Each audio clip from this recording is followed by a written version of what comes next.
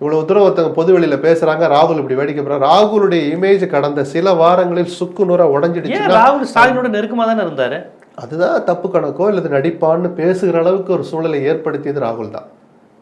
இத்தனைக்கும் பிரவீன் சக்கரவர்த்தியை கூப்பிட்டு எம்எல்ஏக்கள் எம்பிக்களை கூப்பிட்டு ஆலோசனை நடத்தினாங்கல்ல, அந்த கூட்டம் முடிவில் கடைசியா உள்ளே அழைக்கப்பட்ட நபர் பிரவீன் சக்கரவர்த்தி தான். கார்கே, வேணுகோபால், சோடங்கர், ராகுல் எல்லாரும் இருக்கிற போது நீங்க ராகுல் பேரை தவறா பயன்படுத்துறீங்கன்னு சொன்னவர் கார்கே. அப்போ ராகுலும் கேட்டுக்கிட்டு தான் உட்காந்துருக்கிறாரு. அப்போ நீங்க பண்ணது ஏற்றுக்கொள்ள முடியாதுங்கிற மாதிரி ஒரு வார்த்தையை சொல்றாரு. தப்பு பண்ணிட்டீங்கிற மாதிரி ராகுல் ஒரு வார்த்தையை பயன்படுத்துறாரு. இனிமேல் பேசாதீங்கன்னா அந்த கூட்டம் முடிஞ்ச உடனே வேணுகோபால் வெளியில் வந்து பேட்டி கொடுக்குறாரு. ஏஐசிசியை மீறி கூட்டணியை பற்றி நாங்கள் பேசிப்போம், பொது வெளியில் யாரும் பேசக்கூடாதுன்னு அன்னைக்கு சொன்ன பிறகு டெய்லி 2 பேரும் ட்விட்டு போடுறாங்க. இதை கண்டிக்கிறதுக்கு ஒரு துளி கூட திராணி இல்லை ராகுலுக்கு.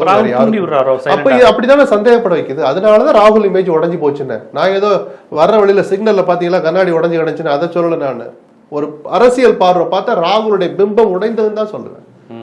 கோயம்புத்தூர்ல அவர் அன்னைக்கு நடந்துகிட்ட விதத்துல ஒரே நாள்ல எப்படி மக்கள் மனங்கள்ல இடம் பிடிச்சாரோ அதே மக்கள் மனசுல ஒரு எரிச்சலை ஏற்படுத்தி விட்டார் ராகுல் தனக்குத்தானே.